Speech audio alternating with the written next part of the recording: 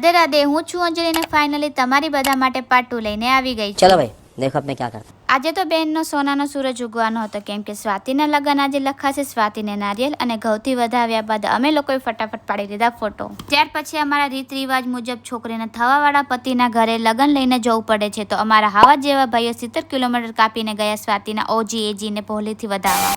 લગ્નના દિવસે મારી આખી મહેનત પાણીમાં ગઈ, કેમ કે સવારના હું આ પીળા કલરના કપડાં પહેરી લાલી લિપસ્ટિક લગાવીને દીદીના લગ્ન માટે તૈયાર થઈ ગઈ હતી, પણ આ વરસાદના લીધે થોડી મારી મજા ઓછી થઈ ગઈ। બાય ધ વે, હું આ કપડામાં કેવી લાગતી હતી તમે કોમેન્ટ કરીને જરૂર જણાવજો પ્લીઝ। પછી તો ખરા તડકાના નીકળી ગયા ડીજે પર ડિસ્કો કરવા। ત્યારે તો રમવાનું ચાલુ કરી દે ધનાધન।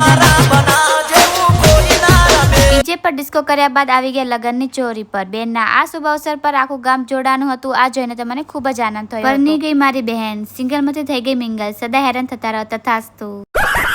સ્પેશિયલી મંગળ ગ્રહથી બોલાયા હતા આ બધા વૈજ્ઞાનિકોને જમવાનું બનાવવા માટે। ઘર ભેગું થાને ભાઈ। પર્સનલી મારું માનવું છે, પીવો અને બીજાને પીવા દો। 4 દિવસની જિંદગી છે, તો જ્યાં સુધી જીવો છો ત્યાં સુધી મોજે મોજ કરી લેવાની। બહુ કંજૂસાઈથી પોતાને નહીં બાંધી રાખવાનું। इतने तेजस्वी लोग हैं हमारे पास। ત્યારબાદ ઘણા દિવસ પછી ખાવા મળશે ઉત્તર ગુજરાતના મોહનથાળ, એટલે કે સ્પેશિયલી ગુજરાતની તો ફેમસ મીઠાઈ છે। આ જોઈને તો મને અને મમ્મીને બિલકુલ ના ગમી। જેટલું ખાવું હોય મહેરબાની કરીને એટલું જ લેવાનું, વધારે અનાજનો બગાડ ના કરવો જોઈએ। પૂરો વ્લોગ જોવો હોય તો મારી યુટ્યુબ ચેનલ પર આવી ગયો છે ભલામણા, થોડો આંટો તો મારી આવો। આવી જ રીતે પાર્ટ 3 જોવા માટે મને ફોલો કરો।